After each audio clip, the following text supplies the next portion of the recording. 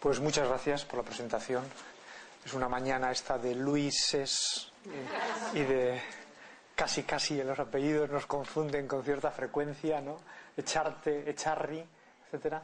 Pero somos distintas personas, ¿no? Y pues la verdad es que me agrada mucho estar aquí. He estado como, no sé si esto resuena un poco incómodamente o más alto hay que hablar. ¿Ahora bien?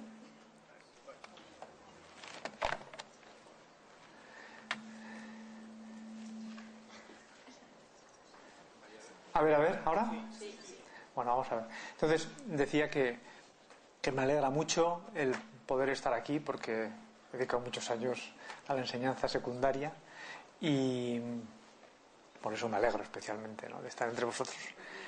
Claro, se trataba de una sesión en la cual el título genérico era Hacia una gestión sostenible del planeta, y era este título porque está sacado del decreto sobre ciencias para el mundo contemporáneo, en el que se ve que ellos, bajo este título,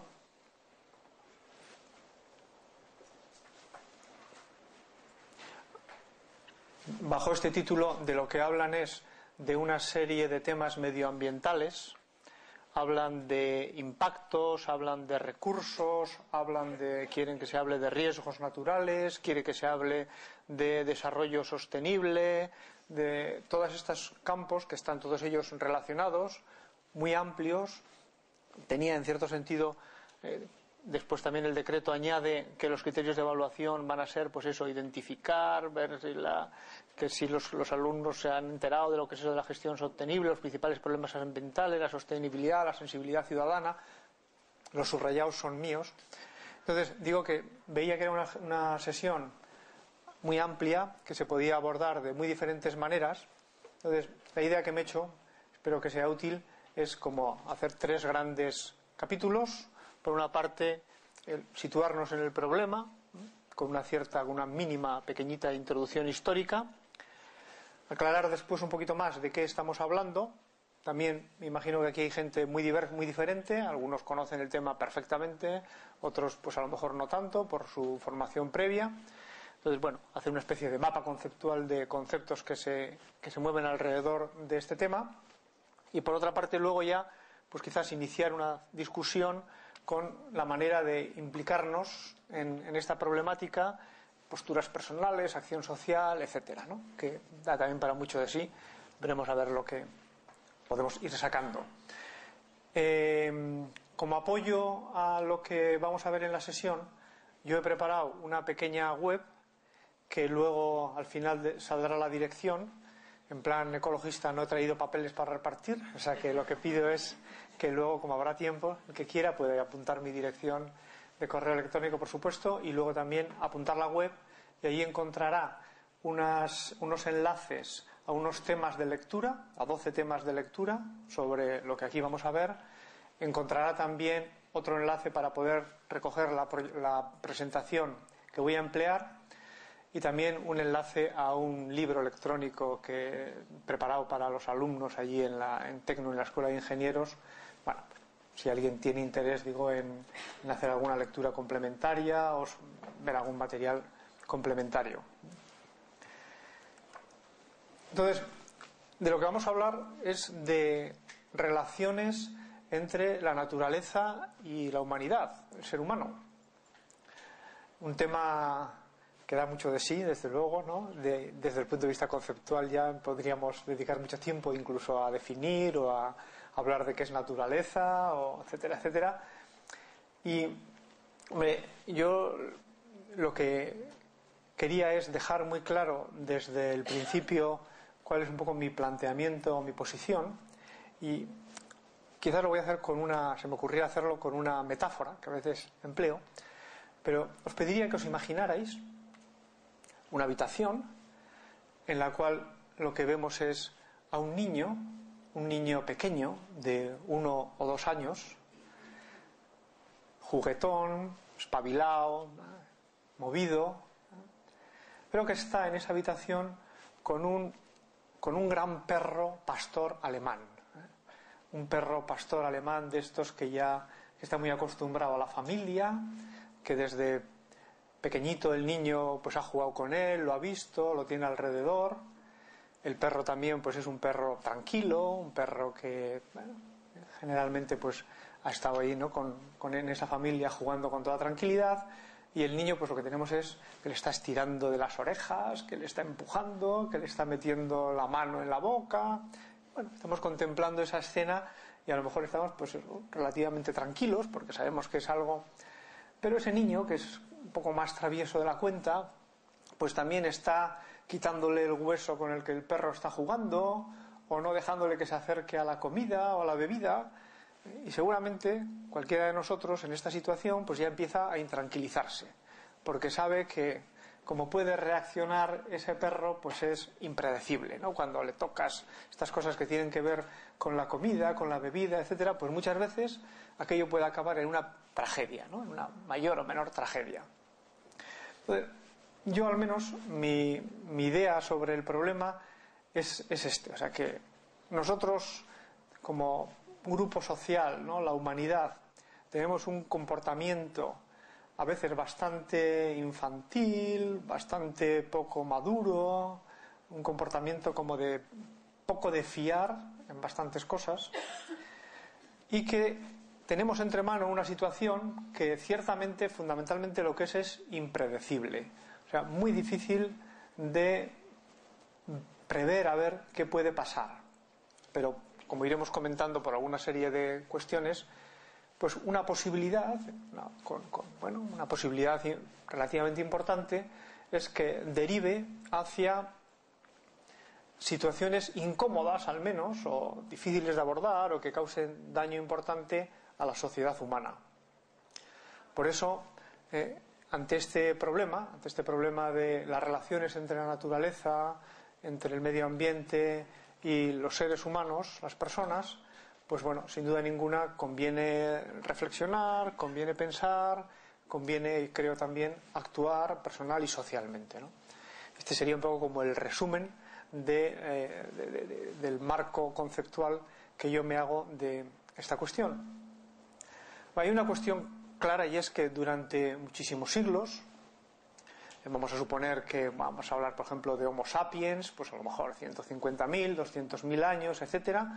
Siempre el hombre ha ido desarrollándose, ha ido viviendo y mejorando sus formas de vida y desarrollando nuevas tecnologías, pero normalmente siempre ante una naturaleza que ha sido cruel para él, ¿no? O sea, una naturaleza de la que obtiene, por supuesto, los recursos que usa, fenomenal, y de ahí puede obtener los alimentos, puede obtener combustible, etcétera, pero también le plantea muchas dificultades para la vida, pues desde los riesgos naturales, tormentas, etcétera, para el movimiento, las enfermedades.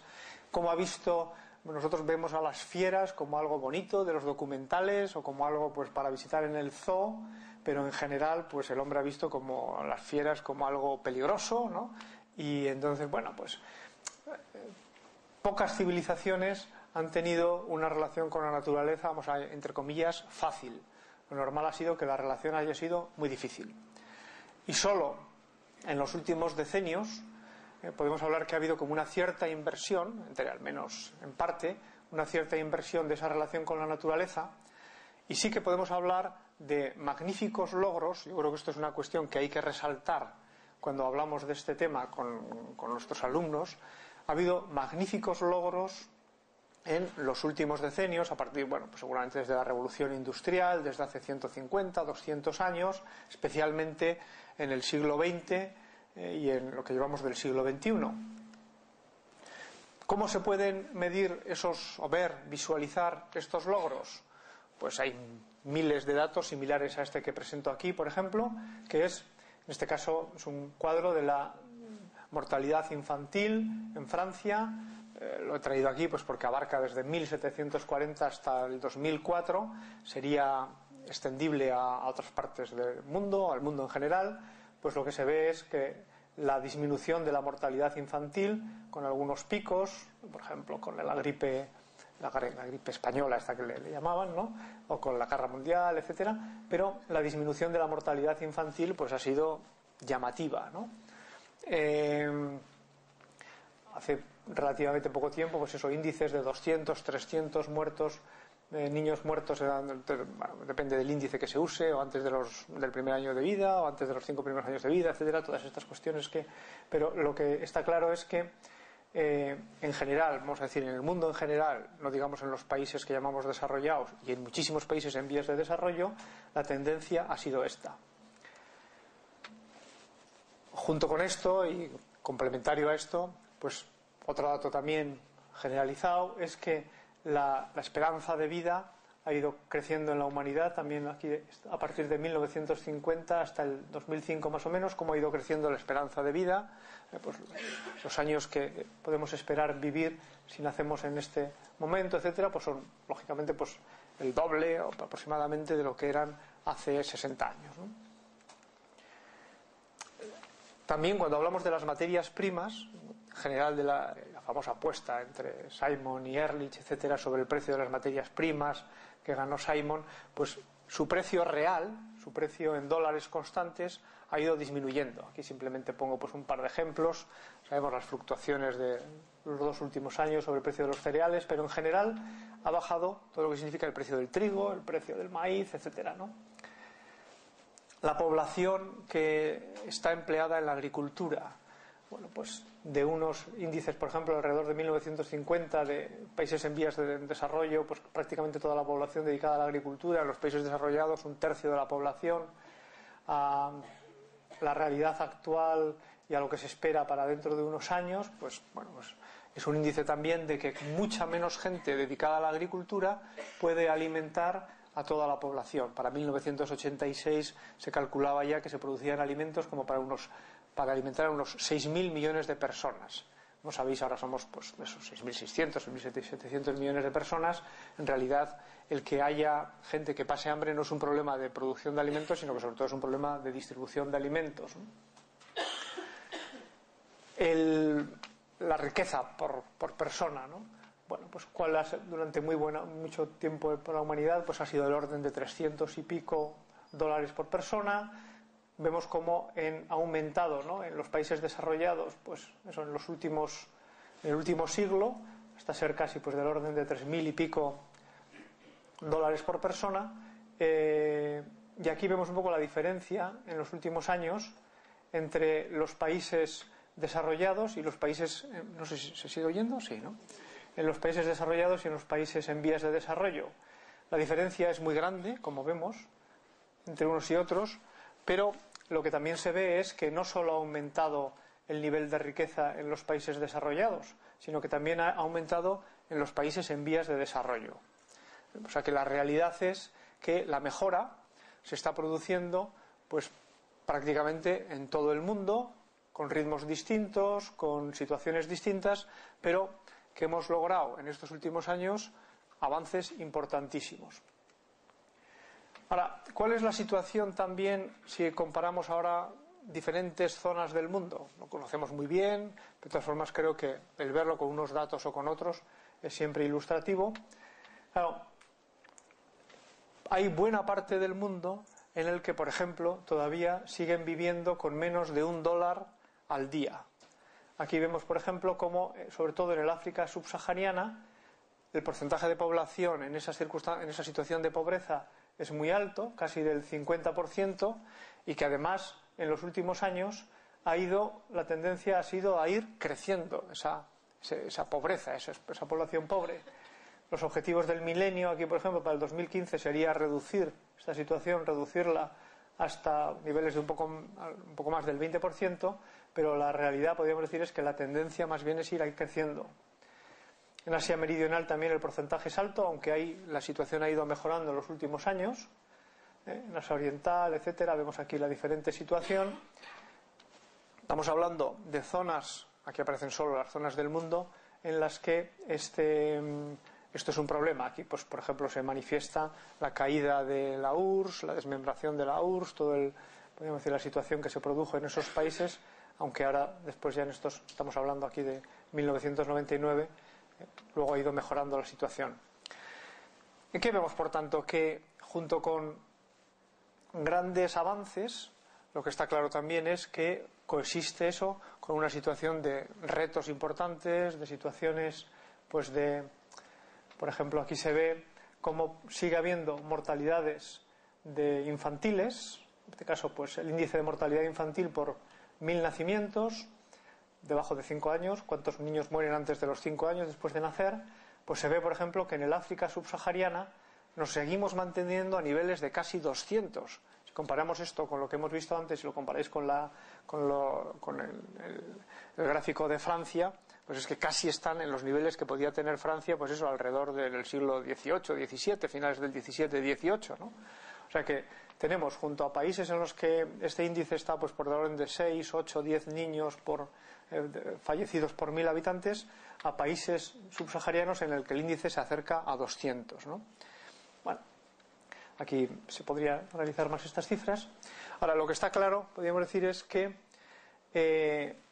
cuando hacemos el retrato de la situación, de esa relación con el hombre y con la naturaleza, vemos que ha ido consiguiendo avances importantísimos, pero que lo que es manifiesto todavía subsisten en nuestro planeta, subsisten a pesar de la globalización, a pesar de todos estos avances, subsisten unas diferencias excesivamente grandes y subsisten unas situaciones que son claramente, vamos a decir así, sangrantes, ¿no? Que son como injustas y muy difíciles vamos a decir, de analizar, de sobrellevar con un poquito de serenidad o de calma, ¿no? Porque son clamorosas en ese sentido, ¿no? Claro, la revolución industrial trajo una modificación del ambiente muy fuerte. Se empezó a consumir, por ejemplo, carbón en proporciones varias decenas de veces superiores a lo que se hacía antes de la revolución industrial, con lo que eso significó también, pues, de minería, explotaciones a cielo abierto, etcétera, etcétera, etcétera. Y lo que fue pasando en el siglo XIX es que se fue desarrollando toda una conciencia, sobre todo de conservacionismo. Nacieron todas estas sociedades que lo que pretendían era mantener algunas partes de la naturaleza, mantenerlas pues lo más bellas, prístinas posibles, para que las personas pudieran disfrutar de unos espacios naturales que les transmitieran paz, que les transmitieran... Eso, por ejemplo, pues llevó a que el primer parque nacional del mundo fue en 1864, en California, Yosemite, que, por ejemplo, aquí en España en el siglo XIX pues ya se trabajó muchísimo todo lo que tenía que ver la conservación de montes, con fines más utilitaristas en este caso, ¿no? Pero todo el catálogo de montes que se hizo. Y en España, por ejemplo, los primeros parques nacionales son de 1918, Ordesa, Covadonga, etcétera, ¿no? Luego ya vienen un poco los paréntesis, estoy haciendo un resumen rapidísimo, pero vienen los paréntesis de la Primera y de la Segunda Guerra Mundial en cierta medida, pero luego ya en la segunda mitad, sobre todo del siglo XX, hay una serie como de toques de atención, de toques, por ejemplo, pues un libro clásico de Raquel Carson sobre la primavera silenciosa. Ella, cuando pone ese título al libro, lo que se está refiriendo es a que se han dejado de oír los pájaros en la naturaleza, ¿no? O sea que ya... Entonces, ¿por qué se han dejado de oír a los pájaros? ¿Por qué ya no hay trinar y piar de pájaros? Bueno, fundamentalmente ella lo achaca y sabemos que tiene toda después una historia a la proliferación, a la difusión del DDT, cómo eso daña a los huevos de las aves, sobre todo a la cáscara del huevo, la adelgaza, etcétera, etcétera. Ahora, todos estos toques de atención coinciden con un momento en el que seguramente los que tenemos una cierta edad recordamos, ¿no? Que uno iba a San Sebastián, pasaba por Tolosa y lo que veía pues era un río cubierto de medio metro o más de espuma, de las papeleras, ¿no? Que echaban ahí. Yo recuerdo haber visto algunas veces en Tolosa, en pleno agosto, cuando se levantaba una tormenta de estas, un día de viento fuerte, levantaba la espuma y parecía que en Tolosa estaba nevando, ¿no? O sea, que uno veía ahí como copitos de espuma que, vamos, así literalmente, aparte del olor, que la gente se acostumbraba en cuanto pasaba ahí, pero era espectacular, ¿no? Entonces, todo esto lo que hace es, lleva a que surge con fuerza a finales de los años 60, los años 70, pues todo este movimiento, esta preocupación por el medio ambiente, ecologista, que ya deja un poco, añade a ese aspecto conservacionista que tenía antes, le añade ya un aspecto mucho más reivindicativo. Por ejemplo, pues ya estos movimientos verdes tienen una acción política en ese momento muy importante, después ha continuado, pero en aquel momento surgen con mucha fuerza, sobre todo en algunos países, en Alemania, etcétera. Es la época también en la que aparecen bastantes informes, normalmente muy alarmantes, por ejemplo los del Club de Roma, los Meadows con el crecimiento cero, o Paul Ehrlich con la bomba de la población, o el informe Global 2000, en los que más o menos en aquella época estábamos en la universidad o estábamos un poquito iniciándonos en el interés por estos temas, siempre yo creo que recordamos pues que todos estos informes nos auguraban, por ejemplo, que el año 2000 iba a ser un año pues de grandes hambrunas en diferentes, en la India, etcétera. Era una época también en la que se decía, bueno, los recursos, las reservas de petróleo pues eran para unos 30, 40 años, por tanto para el 2000 pues ya estarán agotados, tendremos unos problemas de tal, etcétera, etcétera, etcétera, etcétera, ¿no? Es el momento en el que empieza a haber legislación, pues precisamente pues eso, ¿no? Legislación sobre las aguas, legislación sobre la contaminación atmosférica, legislación para controlar la contaminación industrial, etcétera, ¿no? Y también pues nace todo este movimiento de educación, van entrando en los programas este tipo de temas, etcétera. 1972 es el año de la primera gran conferencia mundial en Estocolmo, auspiciada por la ONU, etcétera, que luego siguen cada 10 años, fue famosa la 92 de Río, el 2002 en Johannesburgo, etcétera. Luego pues ahora con el cambio climático, con Kioto. Esto es un resumen, pero de todos estos hitos que ha ido habiendo en la preocupación por el medio ambiente y en una preocupación ya de mucha más actividad política, de mucha más actividad ideológica, etcétera, ¿no? Entonces, ¿cómo podemos resumir todos los conceptos que aquí están interviniendo? Bueno, pues de lo que estamos hablando, como digo, es fundamentalmente de relación entre Tierra, entre el planeta y los seres humanos, la humanidad. Entonces, fijándonos en la Tierra, pues me parece que cuando pensamos en nuestros alumnos, en lo que nos interesa, claro, yo creo que no podemos afrontar este tema sin intentar conocerlo bien, ¿no? Un poco mejor al menos, ¿no? Es un tema en el que hay mucho lugar común, en el que hay mucha opinión, vamos a llamarlo así, como de medio de comunicación, mucha opinión rápida, en el que hay pues como mucho políticamente correcto de cómo hay que hablar de estas cosas, en los que hay una cierta frivolidad, una cierta superficialidad al tratar del tema. Por tanto, cuando estamos hablando de que en un ambiente educativo, en una asignatura, etcétera, tenemos que tratar el tema, yo creo que es importantísimo siempre pues el que podamos conocer, ¿no? Algo tan humano como decir, bueno, enfrentarnos con el tema sin frivolidad, intentar conocer la mayor cantidad de información y datos posibles, tener un marco, un cuadro claro de cuál es el tema del que estamos hablando, para después, con espíritu crítico, con espíritu también constructivo, pero hacernos nuestras propias opiniones y tomar nuestros propios planes de acción. Por eso, cuando hablemos, en mi opinión, cuando hablamos del planeta, de la Tierra, yo creo que, por supuesto, pues situarlo en el universo, con sus características, etcétera. El planeta de la biosfera, de la vida, pertenecemos nosotros, los humanos somos de la biosfera, y en ese sentido condicionados también absolutamente por nuestro carácter biológico, con unas características, con una historia geológica. Me parece que no podemos aquí, no tenemos tiempo por supuesto, pero en los temas que he puesto sí que hay como pequeños resúmenes de todo esto, en los temas que he puesto en la web. A mí sí que me parece muy interesante que conservemos en la cabeza como los grandes hitos de la historia de la Tierra, pues en relación a las últimas glaciaciones, las extinciones, los procesos esos, porque eso, aparte de que es cultura general importantísima, pero además nos permite hacernos una idea mucho mejor pues de todo este tema de la relación nuestra con el planeta, ¿no?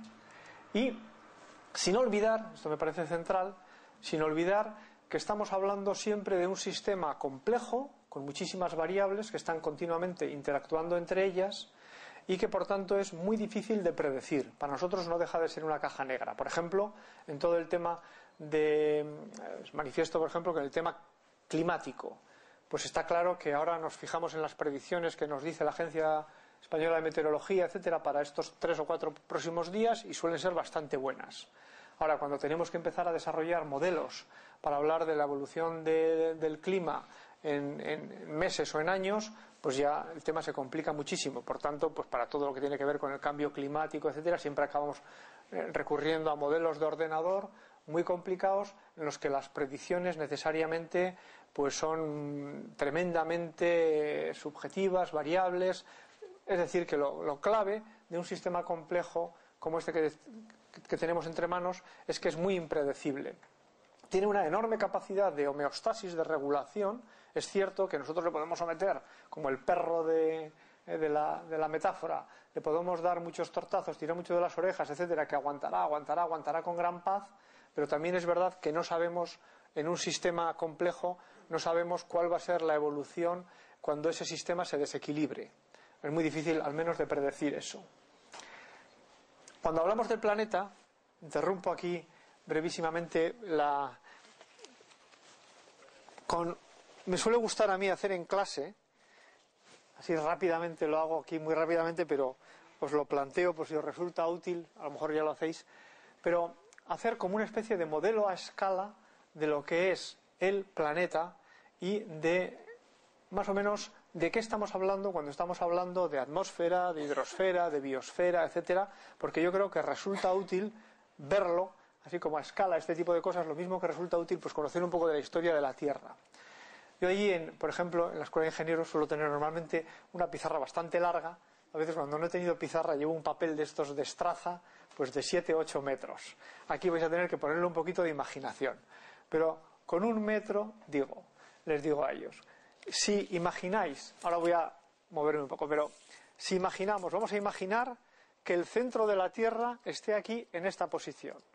Entonces, si yo quiero dibujar a escala la Tierra pues tiene unos 6.200 y pico kilómetros de radio, entonces voy a dibujar que cada milímetro sea 1 kilómetro. O sea, 6.200 kilómetros son 6,2 metros. Por tanto, nos imaginamos aquí el centro de la Tierra y este es de 3 metros. O sea que yo empiezo a medir aquí y... Bueno, me voy a tener que ir al revés, voy a tener que hacerlo al revés porque claro, los 3 metros son aquí. Voy a partir de aquí. Voy a dibujar aquí la superficie de la Tierra. Por tanto, hasta ahí 3 metros. A partir de aquí... complicado esto, ¿eh? Hay que hacerlo con un ayudante. Lo que pasa es que le iba a decir a Jorge Manuel que me ayudara, pero no hace falta. Ya. A partir de aquí, más o menos, hasta aquí, otros 3 metros, por tanto... 20 centímetros más. Aquí está el centro de la Tierra, ¿no? Aquí donde estoy yo ahora. Ya os lo imagináis, lo situáis, ¿sí? Casi al final de la pantalla. Y ahí en la pizarra, más o menos en la mitad de aquí hasta allá, 6,2 metros. Por tanto, si yo estoy dibujando, y ahora dibujaría como un gajo, ¿no? Como un gajo de un sector así, ¿no? Pero aquí dibujaría con muy poca curvatura. Esto sería la superficie de la Tierra. Se me sigue más o menos, ¿no? Y entonces dices, bueno, y ahora aquí, ¿cómo dibujo sobre esta superficie lo que es, pues, atmósfera, hidrosfera, etcétera? Bueno, pues, por ejemplo, donde suceden todos los fenómenos meteorológicos, las nubes, las tormentas, no sé qué, donde está pasando lo que más cercano a nosotros, que es la troposfera, pues vamos a ponerle 10, 12 kilómetros, dependiendo un poco de la zona de la Tierra, es decir, cada kilómetro 1 milímetro. Aquí estoy hablando, por tanto, de la troposfera, estoy hablando de 10 a 12 milímetros, de la anchura de la uña, ¿no? O sea que esto de aquí sería la troposfera, ¿eh? 1 centímetro. Un dato que también sabemos es que cuando yo voy subiendo, pues la mitad de la atmósfera está a 5.500 metros, un señor que esté subiendo un volcán un poco alto, el Himalaya, etcétera, a 5.500 metros la presión es de media atmósfera. La mitad del aire está, pues en la mitad de esto, ¿no? O sea, la mitad del aire está ya ahí. La profundidad media de los kilómetros, de los océanos, perdón, es de 4 kilómetros. La fosa de las Marianas o tal, pues 10, 12 kilómetros. No, lo que estamos hablando es de una capita de agua de 4 milímetros o como mucho en algún punto así, ¿no? Aquí está la biosfera, ¿eh? Aquí, todavía en una zona así como más superficial, aquí están los seres vivos, aquí estamos nosotros. En un planetita que, si no digamos nada, si lo dibujamos a escala, si lo dibujamos a escala con el sistema solar o con el resto del universo, ¿no? Pues los 150 millones de kilómetros al Sol o lo que sea, pero en un planetita perdido, pero que ahí está el centro del planeta, o sea que todo esto, imaginaros lo que sería la esfera completa, en una capa, pues, o sea, porque a veces cuando dibujamos en los libros de texto la Tierra con la atmósfera y no sé qué, parece que es una superatmósfera y no, que tal, en fin, que parece que tal, pero claro, es un problema de proporciones. Entonces, a mí me suele gustar hacer esto porque, no sé, ¿no? Porque te sientes un poco como, bueno, es una criaturita, ¿no? O sea, una criaturita con eso, con una gran capacidad de aguantar todo tipo de por supuesto, etcétera. Hombre, o sea, esos anuncios en los que se ve, o ese tipo, vamos a salvar el planeta. Oye, no te preocupes del planeta. El planeta tú ahora montas aquí un cataclismo impresionante, o sea, no sé qué cuántas explosiones nucleares, choca un meteorito, etcétera, etcétera. Le organizas un lío monumental, déjale 30 millones de años y verás tú como el planeta ese, no digamos nada, 100 millones de años, lleva 4.600 millones de años la Tierra, ¿no? O sea, del último de esa famosa extinción del final del Cretácico han pasado 65 millones de años. Bueno, pues acaban los dinosaurios y empiezan los mamíferos a proliferar, porque hasta ese momento han estado, por lo que sea, bueno, pues de acuerdo, o sea, tú al planeta dale 30 millones de años. El problema no es el planeta, el problema es la sociedad humana, ¿no? O sea, que nuestra escala es totalmente distinta. Desajusta el sistema o que el sistema se desajuste, bueno, pues no sé, estamos en un periodo interglacial que llevan unos 12.000 años así. Teóricamente tocaría ya entrar en un periodo glaciar, ¿no? Pues las interglaciaciones no suelen ser mucho más largas que 10.000, 15.000 años. Por tanto, nos tocaría, vamos a suponer, ¿no?, una sociedad humana que entra en un periodo glaciar, ¿no?, con buena parte de... Bien, pues ya os imagináis que de lo que estamos hablando es de los problemas para la sociedad humana, en ese sentido, ¿no? Bien, entonces, hacernos una idea de la Tierra, familiarizarnos un poco con el planeta, interesantísimo, importantísimo. Pero luego está, en ese mapa conceptual, los seres humanos. Bueno, aquí me parece que, por supuesto, pues hablar de demografía, hablar de todas las ideas, los conceptos, tenemos que ir muy rápido sobre eso, luego nos detendremos un momento. Claro, sociedad humana, los seres humanos, con una enorme vocación al desarrollo. Bueno, aquí luego también lo citaré, pero me parece que es clave, interesantísima y digna de estudiarla y de repasarla, y difícil también, pero la última encíclica de Benedicto XVI, que se refiere en concreto al desarrollo y que es interesantísima y muy rica en conceptos, ¿no? Pero que está claro que nosotros tenemos desarrollo como persona y desarrollo como grupo social, como sociedad. Tenemos una vocación clarísima y siempre ha sido, pues, como pertenecemos a la biosfera, es verdad, pero somos distintos que la biosfera, eso es clarísimo, ¿no? Que nosotros con los seres humanos, yo creo que, en fin, siendo pues un poco objetivos, se ve clarísimamente en su historia que no son pura o solo biología, ¿no? Claro, un desarrollo, con lo que decíamos antes, que tiene esa problemática de que tiene que ser un desarrollo justo, solidario, que abarque a todos los hombres, etcétera, ¿no? Y que nos plantea, pues, todo el problema de que ese desarrollo, lo tenemos que gestionar. Y además lo tenemos que gestionar, y esto es clave, me parece también, ahora lo remarcaré después, lo tenemos que gestionar haciendo una gestión del riesgo que comporta, pues, todo este desarrollo, su sostenibilidad, etcétera. Volvemos sobre esto dentro de un momento, ¿no?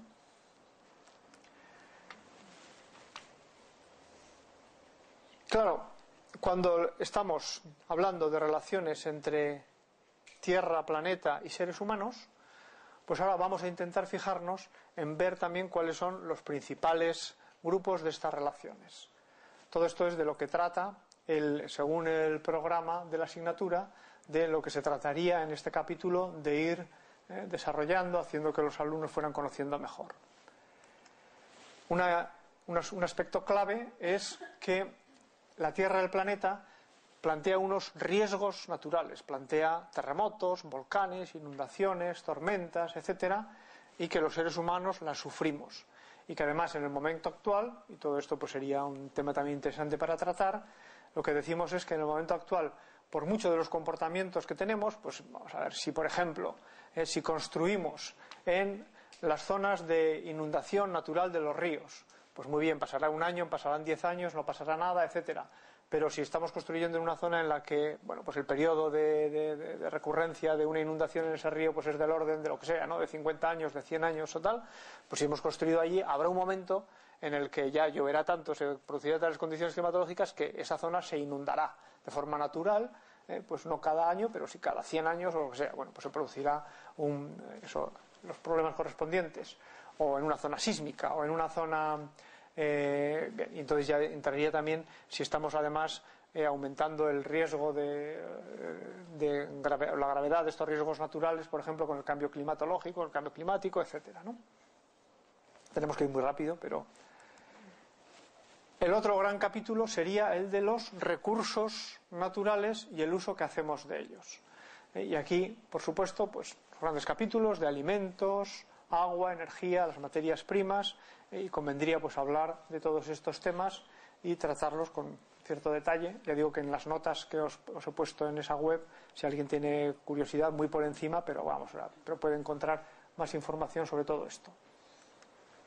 Y el otro gran capítulo sería el de los impactos que producimos con la actuación humana, que producimos sobre el planeta. Aquí habría que hablar como de dos grandes grupos, que son los impactos sobre todo el planeta, sobre el conjunto del planeta, que yo ahí, pues, siguiendo una clasificación bastante clásica, los he reunido como en tres grandes grupos. Por una parte, muy de moda ahora, el de que hay una probabilidad alta de que con nuestra actividad industrial, transporte, etcétera, estemos produciendo un cambio en el clima del planeta. Y que eso fundamentalmente se manifieste en un calentamiento global que tendrá ya manifestaciones distintas en las diferentes zonas, en las diferentes regiones. Otro impacto sobre todo el planeta que ha tenido, ahora ha quedado más relegado, pero sería el de el daño al ozono estratosférico por algunos productos químicos que estábamos empleando en grandes cantidades, como son pues fundamentalmente los CFCs, etcétera, ¿no? Este es un problema que habría quedado ya pues en gran parte al menos solucionado en el protocolo de Montreal, etcétera, con la disminución del uso de estos productos químicos, aunque todavía, como hay una inercia en la naturaleza, todavía no se nota el efecto sobre esa destrucción de ozono estratosférico, sobre todo en la primavera antártica, etcétera, ¿no? Apunto estos temas, ya digo que sí, que es. Y otro problema a nivel de todo el planeta sería el de que estaríamos perdiendo biodiversidad tanto por la destrucción de ecosistemas como por la desaparición de especies, como también por la pérdida genética que se da pues cuando razas o cuando diferentes variedades de las plantas o de los animales, etcétera, también se van perdiendo, pues por ejemplo cuando se extienden en los cultivos el uso de una sola variedad o de unas pocas variedades de arroz o de trigo, con detrimento de otras que naturalmente se estaban usando desde hace tiempo, etcétera, ¿no? Entonces, la pérdida, estos tres grandes problemas serían problemas globales, por tanto problemas de especial importancia, y ya problemas más locales como puede ser pues la contaminación de un río, la contaminación de una zona atmosférica, de lluvia ácida en una zona, etcétera, etcétera. Estos serían problemas más locales que la verdad es que normalmente en los países, sobre todo desarrollados, pues han sido tratados en los últimos años con más eficacia, se han ido resolviendo, ¿no? Bueno, este cuadro, claro, ¿dónde tendríamos como que centrarnos especialmente? Bueno, pues a mí me parece que conviene centrarse como puntos de especial importancia en para mí un tema clave, flagrante, que sería ese de las desigualdades en el desarrollo, de las desigualdades que todavía siguen existiendo en un planeta en el cual pues cada vez todos formamos una única familia de manera más palpable, más clara. Entonces esto sería un problema claro.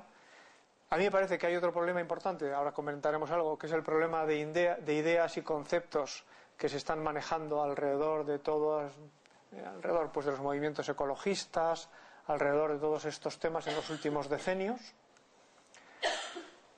Un tema clave también en el que fundamentalmente las decisiones económicas, políticas, sociales, etcétera, no las podemos tomar sobre el factor de una seguridad científica clara sobre el problema que tenemos entre manos. O sea, si alguien le pide y dice, mira, no vamos a actuar en esta cuestión, no vamos a actuar en el cambio climático hasta que no tengamos una seguridad científica total de que esto es un problema real, pues es como lo del niño y el perro. O sea, dice, no, tengo que tener la seguridad de que este perro va a reaccionar al mal, si no, tranquilo, ¿no? Todo el asunto y tal, porque dice, no, o sea, lo que yo creo que tenemos que tener claro es que cuando un problema, los riesgos que puede tener son muy importantes, pues hay que, aunque no tengamos esa seguridad, aunque no tengamos esa clarividencia sobre lo que va a pasar, es necesario actuar. Eso es la gestión del riesgo ante las cuestiones ambientales. En este campo de las relaciones entre tierra y seres humanos, pues por una parte los grandes problemas, sobre todo cambio climático y pérdida de diversidad, los grandes impactos globales serían problemas de especial interés en los que nos tenemos que fijar, y luego todos los que tienen que ver con el tratamiento pues de los recursos, los alimentos, el agua, con las problemáticas importantísimas del agua potable, etcétera, su repercusión en la salud, y el gravísimo problema pues de la energía, las formas de energía, agotamiento de fuentes de energía, combustibles fósiles como fuente de muchas problemáticas medioambientales, etcétera, ¿no? Bien, como decía entonces, se trataba de, en una asignatura de este estilo, tendremos que tener pues un mapa de ideas, un mapa conceptual claro, sin olvidar que todo esto lo que acaba es influyendo en que este es un sistema complejo e impredecible, como decía antes. Con lo que se ha resumido, en lo que se ha resumido toda esta problemática ambiental, es fundamentalmente en el concepto de sostenibilidad. Hay muchas definiciones de desarrollo sostenible, pero una clásica que se acuñó en 1987 por una comisión internacional, etcétera, es que tenemos que conseguir un desarrollo que nos satisfaga a los que estamos ahora, pero que no ponga, o sea, que no agotemos el capital del que disponemos, que no ponga en peligro a nuestra descendencia, a los que vengan después, que no seamos un poco, en fin, no sé, me voy a meter un poco con los gitanos, ya sé que habrá todo tipo de gitanos, etcétera, pero alguna vez sí que he contemplado, por eso lo digo, porque lo viví como bastante de cerca, la idea de decir, bueno, un grupo de personas que llegan a una casa abandonada, la usan para vivir, pero acaban utilizando pues las puertas, los marcos de las ventanas, etcétera, van haciendo fuego, al cabo de 4 meses resulta que una casa sí abandonada, pero más o menos como en pie, acaba siendo pues eso, unas ruinas que se abandonan y uno se busca otra casa para vivir. Esto que nuestro comportamiento muchas veces, pues sabemos, comportamiento general humano, pues sabemos que es de este estilo. Entonces, lo que se trata es de que en el planteamiento que hagamos del desarrollo no caigamos en esta forma de funcionar. Por tanto, pues una actividad económica que no dañe el medio ambiente, que mejore a todos, no solamente a unos pocos grupos de humanos, a unos pocos estados, a unas pocas naciones, que use bien los recursos, pues todas estas ideas, ¿no? Utilice el reciclaje, las tecnologías limpias, que estamos preocupados de restaurar los ecosistemas dañados, etcétera, ¿no? Y, por ejemplo, esto pues llevó en el año 2002 a la cumbre mundial de Johannesburgo pues a hacerse unos planteamientos sobre qué es lo que se buscaba. Por ejemplo, pues reducir a la mitad el número de personas sin acceso a agua potable, que ya digo que siguen siendo muchos cientos de millones y además eso causa muchas enfermedades. O que que la gente no use como fuente de energía pues inadecuadamente, en algunos, sobre todo en ambientes, bueno, la madera, etcétera, en ambientes dentro de las casas, que eso también tiene muchos problemas de salud. Bien, toda esta serie de cuestiones que están aquí recogidas, no voy a detenerme en ellas. Ahora, tercera cuestión. Si hemos logrado tener, en este caso de forma verdaderamente un poquito tan rápida pero si hemos logrado tener un cuadro, una idea, un cuadro general de toda esta problemática, ahora nos empiezan a surgir, cuando viene el momento de implicarnos nosotros, que se dice, bueno, a ver, ¿qué me creo yo de todo esto? ¿Qué significa para mí? ¿Qué significa para mi acción social? ¿Qué voy a hacer? Pues entonces empiezan a aparecer toda una serie de dudas, de incertidumbres. Por ejemplo, yo puedo, con la experiencia más o menos que tengo ya de mi edad, puedo decir, oye, pero fijaros lo que nos decían en aquellos años 70 de todo lo que iba a pasar en el año 2000 o en el 2000 y pico respecto a los recursos, respecto a tal y cual. Estas cosas no se han cumplido. Por ejemplo, la Revolución Verde ha sido capaz de aumentar la producción de alimentos de tal manera que se ha multiplicado varias decenas de veces.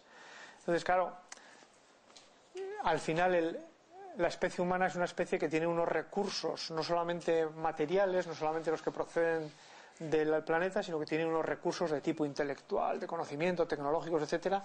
Ha sido una maravilla el desarrollo que ha tenido. Ya nos inventaremos soluciones a los problemas que se van generando. ¿Cuál es la jerarquía de problemas, por ejemplo? Una primera cuestión que planteo. Pensar cada uno de vosotros. ¿Sobre qué me preocupo yo especialmente? ¿En qué pongo el énfasis? ¿Qué apoyo? Seguramente ahora, por lo que aparece en los medios de comunicación, el énfasis habría que ponerlo, por ejemplo, en el cambio climático.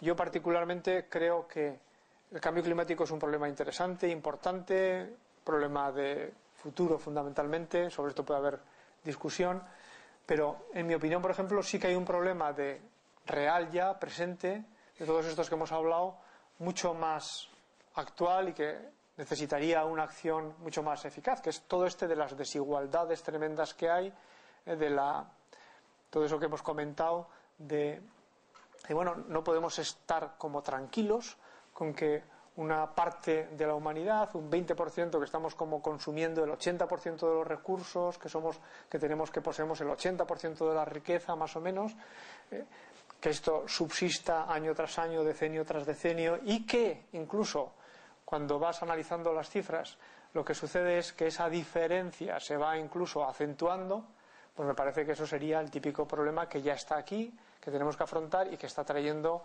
a muchos cientos de millones de personas, está trayendo implicaciones, bueno, mucho más reales que las que va a poder tener el cambio climático dentro de 50, 70, 100 años. Bueno, sería un tema de discusión, pero por ejemplo, tenemos que hacernos una jerarquía de problemas. A veces se dice, no, esto es una cuestión de ricos, ¿no? O sea, ¿quién empieza a preocuparse por el medio ambiente? Aquel que ya tiene una cierta posición económica, de riqueza, etcétera, etcétera. Y es verdad, o sea, que una buena manera de que se cuide más el medio ambiente es procurar que los estados, las sociedades, etcétera, salgan de la pobreza. Un problema de ideas. Me parece que esto es importantísimo. ¿Ayudan a la humanización los conceptos que hoy dominan en muchas corrientes ecologistas? Bueno, pues por ejemplo, en aquellos años 70 adquirió fuerza y tiene mucha influencia, me parece, en los movimientos ecologistas actuales, toda esa corriente que se llama la Deep Ecology, la ecología profunda. La ecología profunda, así resumiéndolo, lo que viene a defender es que lo importante no es el ser humano, son las personas humanas, sino que lo importante es todo el conjunto de la biosfera. Que en ese sentido lo que nos interesa es el conjunto del ecosistema funcionando. Por tanto, viene a decir, en fin, viene a decir, pues tiene igual dignidad un animal, un humano, si me apuras, una roca o un ecosistema, etcétera, y para algunos de ellos incluso, formulaciones ya un poco más radicales, lo que nos pasa a los humanos es que somos más bien como una especie de ratas, una especie que ha proliferado de manera exagerada, de manera indebida, que por tanto estamos agotando los recursos, destruyendo el ambiente. Esta visión, que es un poco radical, pero que está presente, en el fondo es una visión también de considerar, que es muy clásica en el momento actual, de considerar al hombre como un animal más y solo como un animal. Y por tanto, dices, bueno, como un animal que de alguna manera, por motivos que sean, motivos evolutivos, genéticos, etcétera, encima además se está comportando de una forma destructiva para la naturaleza. Claro, aquí hay un chiste que venía aquí en gráfico, ¿no? Hay un planeta doctor enfrentándose a la Tierra, entonces como si tuviera piojos, ¿no? Dice, bueno, me temo que te ha caído la desgracia de que han proliferado sobre los humanos, sobre tu... Bien. Eso quizás ha pasado de moda, pero en la primera mitad del siglo XX estuvo muy de moda que esta visión tan animal del ser humano lo que llevó es a otro planteamiento mucho más darwinista de decir, oye, la naturaleza triunfa del más fuerte, por tanto, aquí si la especie humana o si los diferentes grupos de seres humanos, etcétera, pues lo que es propio de la naturaleza es que triunfe ese, ¿no? Que el que triunfe sea el que es el más fuerte. Toda la línea de la biosociología, las razas, la sociobiología, no sé qué, etcétera, etcétera, que eso pues que quedó un poco desmantelado, al menos en su prestigio social con la Segunda Guerra Mundial, con el nazismo, etcétera, pero que es otra corriente que también está latente por ahí, aunque con mucha menos fuerza. A veces, por ejemplo, pues líneas como la de Singer, cuando hablan de a qué tipo de seres vivos tenemos que respetar. Entonces, Singer, quizás con un planteamiento filosófico a lo mejor no muy profundo, no muy serio, pero se basa, para respetar a un ser vivo lo que hay que fijarse fundamentalmente es en su sensibilidad, y por tanto tendríamos que, bueno, pues está ya los proyectos del gran primate, del no sé qué, del no sé cuántos, etcétera. Claro, que todos estos planteamientos que llevan a una acción ecologista a veces muy fuerte, seguidores de Singer pues serían el grupo PETA, que aquí en Pamplona lo vivimos más de cerca en los Sanfermines, ¿no? Cuando montan sus pequeñas exhibiciones contra los toros, que suelen ser fundamentalmente exhibiciones más bien de tipo nudista, etcétera, un poco así tal, pero que llaman la atención, que son actividades que socialmente han tenido mucha fuerza, o yo creo que también en Greenpeace, o no digamos nada, pues en Earth First, con admiración, que es este grupo así como un poco mucho más militante, de gente que ya incluso pues promueve de alguna manera acciones de esta como de destrucción de la maquinaria que está pues abriendo una autopista en una zona del salvaje oeste que hay que dejar, que hay que conservar, etcétera. Son gente que ha tenido mucha influencia porque han sido activos, porque realmente desde el punto de vista social son eficaces, pero que también el tipo de conceptos que están transmitiéndonos de fondo serían conceptos muy deshumanizadores, conceptos muy, de alguna forma muy panteístas, conceptos en los cuales eso, ¿no? El hombre es un animal más, y por tanto todo eso también nos puede generar todo un campo de dudas, de incertidumbres a la hora de defender bien. En muchos casos sería, bueno, pues lo que importa a la gente es la economía, la crisis económica, no sé qué, no sé cuántos, lo medioambiental sería un adorno, no sé, en fin. Vamos a pasar rápidamente por esto porque otra pregunta que nos podemos hacer, el modelo blando, que es un poco el que propugnamos, vamos a llamar así el modelo sueco, ese de ser muy civilizado, muy ordenado, por ejemplo, pues dices, bueno, pues los suecos, yo creo que residuos, oye, pues han conseguido, dices, bueno, pues aprovechan todo, ¿no? O sea que la separación de los diferentes tipos de residuos, el aprovechamiento de la materia orgánica, tal, al final pues también son gente partidaria de las incineradoras, entonces al final todo lo que no se aprovecha tal, lo convierten en energía, tal cual, bueno, un aprovechamiento de los residuos que producen magnífico, mucho cuidado tal. Entonces, ese planteamiento que tiene pues eso, influencia en cuestiones legislativas, económicas, normativas, etcétera, es suficiente para el problema con el que nos estamos enfrentando, estoy planteando siempre dudas, incertidumbres, cosas en las que al final cada uno de nosotros se tiene como que definir, ¿no? Y muchas más, ¿no? Energía, ¿no? Pues ¿cuál es el costo que estamos dispuestos a pagar por eliminar las fuentes de energía, por ejemplo, los fósiles, y adoptar energías renovables? Eso es un problema al final de dónde va, cuestión económica, ¿no? De dónde van los recursos económicos o que estamos dispuestos.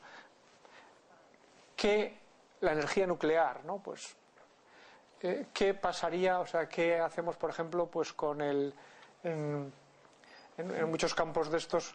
¿Qué hacemos, por ejemplo, con las externalidades? ¿Cómo las incluimos? Porque a veces hay muchos costos que nosotros no estamos pagando directamente, pero que después, de una forma indirecta, sí que acabamos pagándolos. Y entonces, bueno, pues cómo incluir los modelos económicos, todas estas miles de cosas que hay alrededor de esto, bueno, que son sus cuestiones sobre las que nos tenemos que decidir como personas y como grupos sociales, como sociedad. Bueno, lo que pasa es que no quería dejarlo yo solo, aunque sea muy rápidamente por el horario, pero no quería dejarlo solo en dudas y incertidumbres, sino proponer al menos algunas posibles acciones. A mí me parece que hay una cuestión clara, y esto iría contra algunos planteamientos ecologistas, y es que la gestión de la naturaleza, o sea que el enfrentarnos con esta cuestión, es absolutamente ineludible. O sea que esto no es una cuestión de decir, que además se trataría de discutir, ¿no?, sobre qué es naturaleza, y vamos a intentar actuar lo menos posible sobre la naturaleza, dejar que la naturaleza siga su curso, etcétera, dejar como espacios vírgenes y tal y que cual.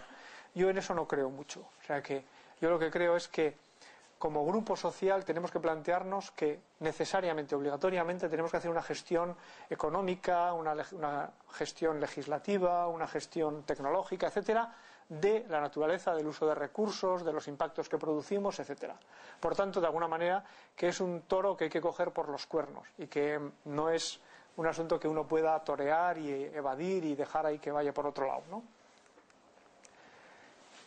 Que el desarrollo, y esto es, por ejemplo, me parece que es una de las constantes de la encíclica del Papa, tiene que ser integral, o sea, se tiene que referir al desarrollo de la persona y al desarrollo de la sociedad, del grupo social, ¿no? Y con todos los matices que esto tiene y con todo lo que esto influiría sobre los conceptos que antes hemos dicho. Ahora, yo también una idea que tengo es que me parece que la sociedad, con la metáfora que empleábamos antes, o sea, la sociedad humana, me fío muy poco yo de la sociedad humana. O sea, que no tengo ninguna impresión, ninguna garantía de que esto que tenemos sea algo serio, lo que tenemos estructurado ahora.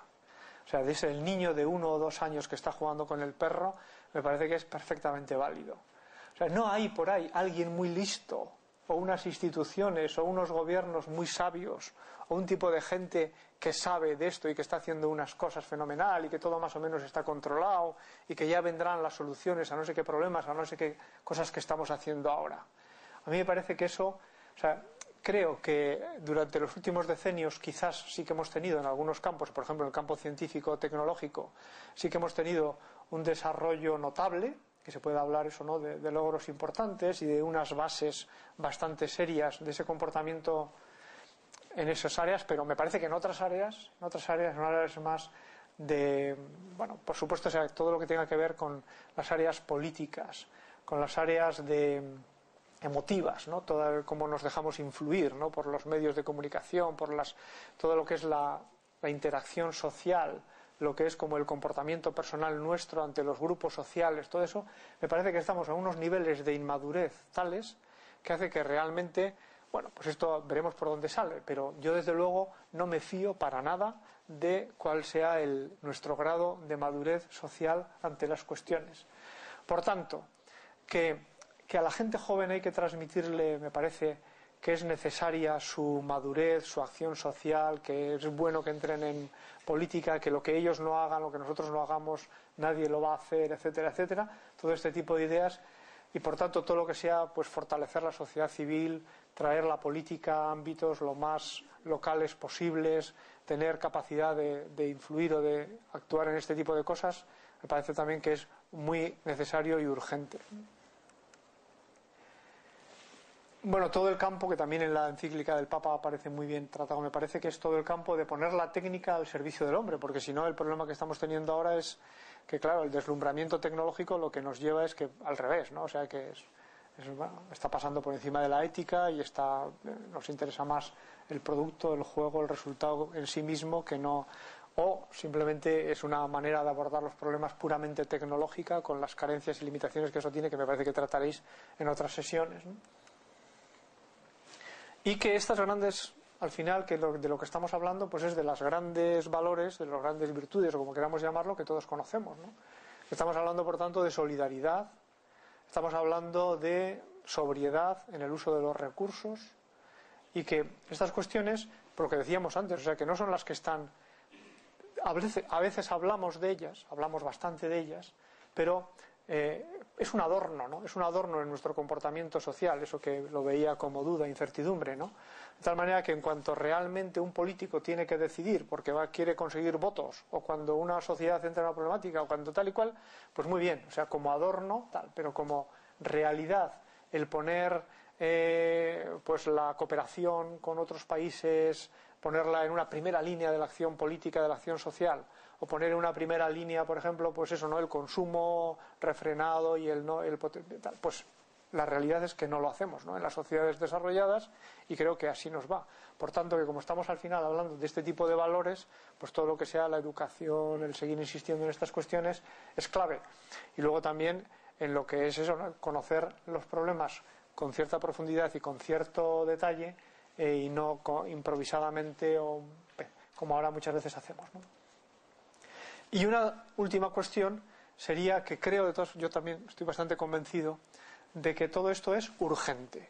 O sea, que no es una cuestión, bueno, superficial, que simplemente hablamos de ella porque esté de moda, etcétera, sino me parece que son temas básicos que afectan al concepto de desarrollo personal de cada uno de nosotros y que afectan al desarrollo social, y que además son claves para cómo va a evolucionar la sociedad. Y la historia nos demuestra que muchas veces las evoluciones sociales son un desastre, se producen fatal, y eso tiene repercusión con que te puedes pasar muchos decenios de años pues con gravísimas problemáticas sociales o con retrocesos importantes. Y eso, pues la historia lo dice así, es visible perfectamente, lo podríamos poner con muchos ejemplos. Entonces digo, pues nosotros ahora tenemos una responsabilidad en ese sentido grande, porque estamos hablando de una cuestión nuclear, una cuestión central, ¿no?, para el desarrollo social, ¿no? Bueno, entonces aquí es lo que decía, que os proponía que tomarais nota, porque ahí podéis encontrar esas 12 notas de lectura de unas 20 y tantas páginas cada una, y es acceso a la web y la presentación. Aquí a ver si nos sale la...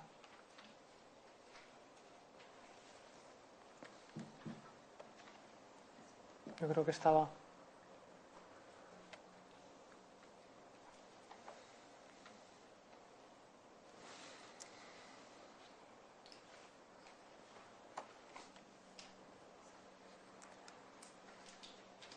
Ha muerto él. Había hecho un enlace a la página, pero no. A ver si ahora lo logramos. Esta es la página. Entonces ahí las notas de lectura, la web esta que digo que podéis encontrar, una especie de libro electrónico sobre las ciencias de la Tierra y del medio ambiente, y luego la presentación que está aquí. Las notas de lectura están aquí, en temas de lectura. Pues unos PDFs sobre el planeta, el ecosistema, energía, tal, contaminación de las aguas, contaminación, y un par de temas finales más sociales, políticos, etcétera.